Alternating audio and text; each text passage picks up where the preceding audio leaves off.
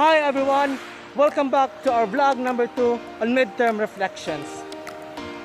First topic is the act of the Declaration of Philippine Independence. Ambrosio Rioanzares Bautista's act of Declaration of Philippine Independence laid the foundation for future generations to discover when and how the Philippines were liberated. It gave us a greater understanding of how the Philippines were liberated from the horrors of Spanish colonization. It not only contained an independence declaration, but it also provided background information on how things came about, as well as the hardships of Filipinos, our recognized heroes, and notably the renowned at the hands of the Spaniards. Reading this narrative made me even more appreciative for the heroes who are prepared to devote their lives to alleviate the sufferings of the people.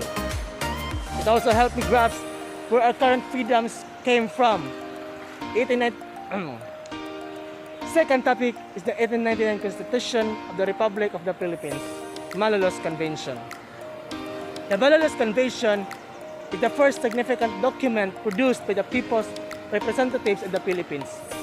The Constitution is the first significant document produced by the people's representatives in the Philippines. If you're looking for a unique way to express yourself, this is the place to be. If you're looking to express yourself, it established a democratic republican government with three branches: the executive, legislative, and judicial. It advocated for religion and state separation. It established a parliamentary form of government as part of our country's establishment and the formation of a republic. Next, Treaty of Peace between the United States of America and the Kingdom of Spain, or treaty known as the Treaty of Paris. The Treaty of Paris was a peace treaty signed by Spain and the United States that put an end to Spanish-American War. The pact granted Cuba freedom from Spain, while the United States gained control of the Philippines. Puerto Rico and Guam, after 3 years of warfare by Cuban revolutionaries to gain independence from Spain, the United States and Spain went to war. The struggle in Cuba captivated Americans due to its proximity in the Florida's coast. Concerns for the United States' economic interest in the region, as well as the public outrage in the United States over the ruthless tactics of the Spanish military, fueled public sympathy for the Cuban revolutionaries. Jose Rizal's fourth topic is Jose Rizal's retraction courtesy. We all know Jose Rizal as our national hero because of the writings he wrote during the Spanish time. His brave deeds of rebellion against the colonizers, and his role as a symbol of our country's freedom.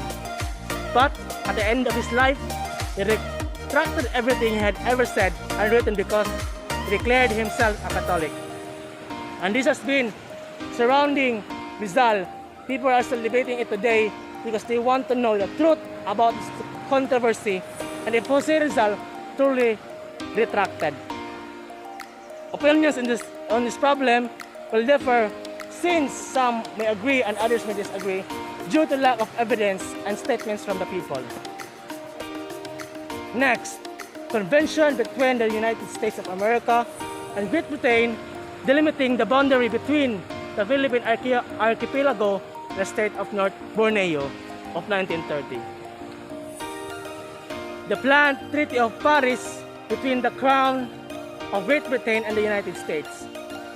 Terms of peace should be agreed upon between the United Kingdom and France. And His Britannic Majesty should be prepared to sign such treaty. On November 30, 1872, the provisional articles were signed in Paris. Plenipotentiaries for the consultation and signing of the Treaty of Versailles are Benjamin Franklin, John Jay, and James Madison. La- Last but not the least, Philippine-American War. A conflict erupted in Paris in 1898 between the forces of the First Philippine Republic, led by President Emilio F. Marcos, and the forces of the United States. In the country, Aguinaldo and American forces, while the Philippines' 1896 revolution was still active, the United States simply dismissed it as a war. An uprising is a popular that occurs in a group of people. The war resulted in the deaths of Filipino soldiers and the fall of the First Philippine Republic. Philippines is a Southeast Asian country. The war was proclaimed officially concluded in July 1902. The Treaty of Paris of 1898 was crucial to the Filipinos, who have been struggling for independence since 1896. The contents of this treaty were finalized without consulting with Aguinaldo's government. This led to an outbreak of the Philippine-American War on February 14, 1899. American period. On December 10, 1898, the Treaty of Paris was signed, officially ending Spanish-American War. The pact of the Spanish-American War granted Cuba's freedom from Spain, but the United States obtained control of the Philippine Islands, Puerto Rico, the other Western Indian islands, and Guam.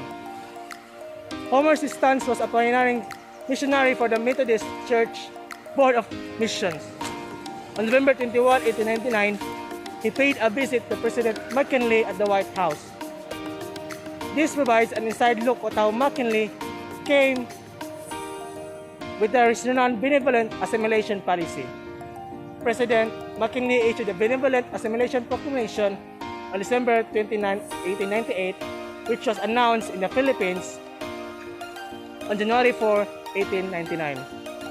Following the signing of the Treaty of Paris, Lincoln said that the United States had gained complete power and sovereignty over the Philippines. In addition, Francis Burton Harrison, 1873 to 1957, was a fervent anti-imperialist and opponent of the dollar diplomacy.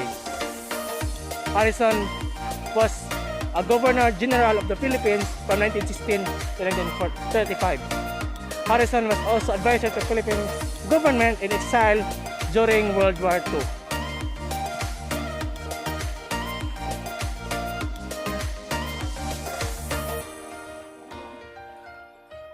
Next is the Commonwealth of the Philippines.